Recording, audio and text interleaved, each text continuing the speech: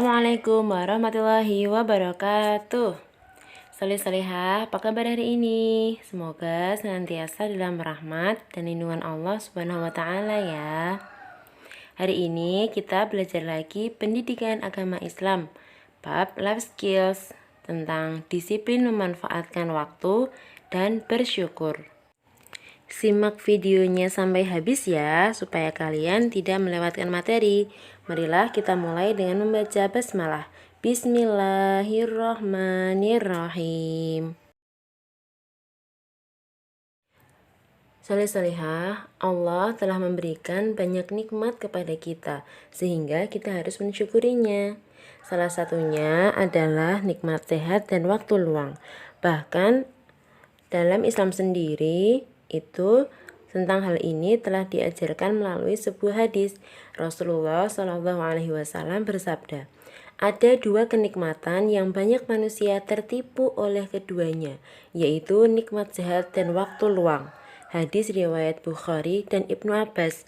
Karena pentingnya masalah ini, maka kita akan membahas hal ini hari ini. Disimak ya. Salih-salihah, terkadang kita tidak menyadari betapa waktu luang dan sehat itu adalah nikmat yang sangat utama. Bahkan banyak dari kita yang melalaikannya. Misalnya, yang pertama dengan menyibukkan diri dengan hal-hal yang tidak bermanfaat. Main terus, HP-an terus, lihat YouTube terus. Yang kedua, menunda-nunda pekerjaan atau bisa juga menunda tugas. Kalau ada tugas, nanti aja, nanti sore, nanti malam, akhirnya besok lagi aja, akhirnya malah gak dikerjakan. Yang ketiga, mengajak orang lain untuk bermalas-malasan. Apalagi ini ya, sangat jelek sekali. Sudah malas ngajak teman-teman lagi. Ayo kita main aja, nanti aja ngerjain tugasnya, masih ada waktu kok.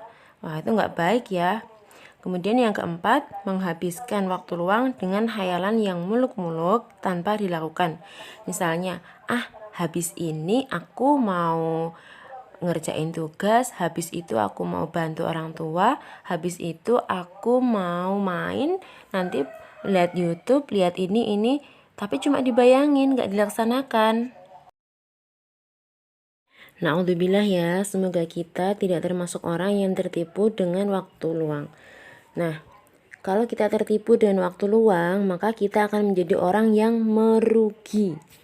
Tentunya kita tidak berharap menjadi orang yang merugikan. Kita berharap menjadi orang yang selalu bisa memanfaatkan waktu yang kita punya dengan sebaik-baiknya. Supaya apa? Supaya amal yang kita lakukan menjadi amal yang terbaik, bukan yang seadanya aja.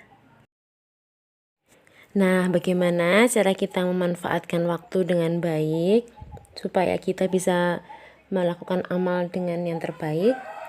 Cara memanfaatkan waktu yang pertama, membuat jadwal untuk melaksanakan tugas kita ya. Jadi kalau kita punya tugas, kita buat jadwal kapan mau menyelesaikannya. Tapi jadwalnya itu harus kita laksanakan, jangan hanya dibuat saja ya. Misalnya pagi ini mau menyelesaikan LK, atau pagi ini mau tilawah dulu, mau hafalan dulu, nanti siang mau menyelesaikan LK, nanti habis itu aku mau main, habis itu mau tidur siang, setelah itu tilawah lagi, nah dan seterusnya ya. Dibuat jadwal, kalian bisa buat jadwal, ditulis, ditempelkan, bebas ya. Yang kedua, menyusun prioritas urutan tugas. Maksudnya, tugas yang lebih utama itu dikerjakan terlebih dahulu. Kemudian tugas yang tidak begitu utama, tidak begitu penting bisa diakhirkan. Misalnya, besok ada ulangan, hari berikutnya ada tugas beberapa, tapi kita juga punya mau hafalan. Nah, kira-kira urutannya yang mana? Itu yang paling penting didahulukan dulu. Aku mau belajar ulangan dulu, ulangan harian besok. Setelah belajar, aku mau hafalan. Setelah hafalan, baru menyelesaikan tugas-tugas. Nah, seperti itu ya. Kemudian yang ketiga, mengisi waktu utama dengan amalan yang diperintahkan. Misalnya, saat ini bulan Ramadan, kita isi dengan puasa, tilawah Al-Quran, tarawih, berdoa, bersedekah gitu ya. Terutama yang berkaitan dengan Al-Quran. Karena bulan Ramadan adalah bulan Al-Quran ya, diturunkannya Al-Quran. Kemudian yang keempat adalah yang itu tadi, perencanaan kegiatan yang sudah kita lakukan dilakukan dengan matang. Life skill yang kedua yaitu bersyukur. Sudah tidak asing ya saleh-salehah, bersyukur yaitu sikap berterima kasih kita kepada Allah atas segala nikmat dan karunia yang telah diberikannya. Kita harus bersyukur pada Allah karena Allah telah memberi kita kesempatan untuk menghirup udara yang segar, diberikan kesehatan, diberikan berbagai macam kenikmatan yang lainnya yang kita tidak dapat menghitungnya gitu ya. Bahkan kalau sakit, kita masih harus bersyukur, masih ada obatnya. Ya kan? Kalau kita sakit, kita jadi bisa merasakan betapa sehat itu nikmat sekali. Dengan bersyukur, kita akan semakin dekat dengan Allah. Alhamdulillah gitu ya. Kalimat singkat yang menunjukkan rasa syukur yaitu dengan mengucap hamdalah ya. Alhamdulillahirabbil alamin gitu. Nah, semakin banyak kita bersyukur, maka Allah akan menambah nikmatnya untuk kita. Sesuai dalam firman-Nya surat Ibrahim ayat 7. Yang artinya, dan ingatlah juga tatkala Tuhanmu memaklumkan. Sesungguhnya, jika kamu bersyukur, pasti kami akan menambah nikmat kepadamu. Dan jika kamu mengingkari nikmatku, maka sesungguhnya azabku sangat pedih. Nah, di sini sangat jelas ya saleh-salehah, jika kita bisa mensyukuri sedikit atau banyak pemberian Allah, maka Allah akan menambahnya. Tapi jika kita mengingkari, apa cuma segini, kayak gitu, maka kita akan mendapatkan apa ini? Azab. Bahkan azabnya itu yang sangat pedih. Jadi bersyukur itu sangat penting ya saleh-salehah. Nah, untuk kita mensyukuri segala pemberian Allah, nikmat Allah, syukur itu terbagi menjadi 3 bentuk atau 3 cara ya. Yang pertama, syukur dengan hati. Dilakukan dengan menyadari sepenuh hati bahwa Allah yang memberikan segala nikmat ini pada kita. Jadi hati kita bersyukur. Yang kedua, syukur dengan lisan atau ucapan. Dengan mengakui dan mengucapkan bahwa sumber nikmat adalah dari Allah dengan mengucapkan apa tadi? Alhamdulillah.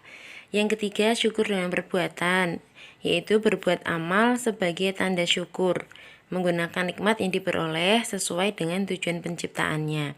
Jadi, kita harus berbuat baik untuk menunjukkan rasa syukur kita kepada Allah. Saleh-salehah, setelah kita mengetahui cara bersyukur, sekarang kita akan mempelajari manfaat bersyukur. Apa sih manfaatnya? Yang pertama, semakin dekat dan cinta kepada Allah. Yang kedua, Allah akan menambah nikmatnya kepada orang yang bersyukur. Yang ketiga, hidup kita akan bahagia karena kita merasa cukup dengan apa yang diberikan oleh Allah. Tidak merasa kurang gitu ya, tapi selalu merasa cukup. Alhamdulillah, bisa buka puasa hari ini, dengan kurma, dengan gorengan, dengan es gitu. Yang keempat, sukses dan tidak mudah putus asa. Saleh-salehah, ingat ya, setiap nikmat yang Allah berikan kepada kita, hendaknya kita selalu mensyukurinya. Cara kita mensyukuri nikmat Allah yang telah Allah berikan adalah dengan satu, menyadari bahwa semua nikmat itu berasal dari Allah. Yang kedua, mengucapkan Alhamdulillah. Ini yang paling mudah ya, mengucapkan Alhamdulillah, Alhamdulillah. Yang ketiga, menggunakan nikmat yang diberikan untuk berbuat baik. Kita diberi nikmat badan sehat, harus digunakan untuk berbuat yang baik. Jangan berbuat maksiat gitu ya. Yang keempat, tidak berputus asa ketika mengalami kegagalan. Jangan putus asa karena semua itu adalah pemberian dari Allah. Ingat, yang sedikit atau yang banyak harus tetap disyukuri supaya bertambah nikmat yang Allah berikan kepada kita. Demikian soleh-solehah yang bisa Ustazah Nika sampaikan hari ini. Semoga bermanfaat. Kalau ada salahnya, Ustazah mohon maaf ya. Ingat pesan Usnika, perbanyak mengucap Alhamdulillah untuk setiap nikmat yang Allah berikan kepada kita, baik itu kecil ataupun besar. Alhamdulillahirabbil alamin. Jangan lupa kerjakan tugas kalian di LK ya. Marilah kita tutup dengan membaca hamdalah bersama-sama. Alhamdulillahirabbil alamin. Wassalamualaikum warahmatullahi wabarakatuh.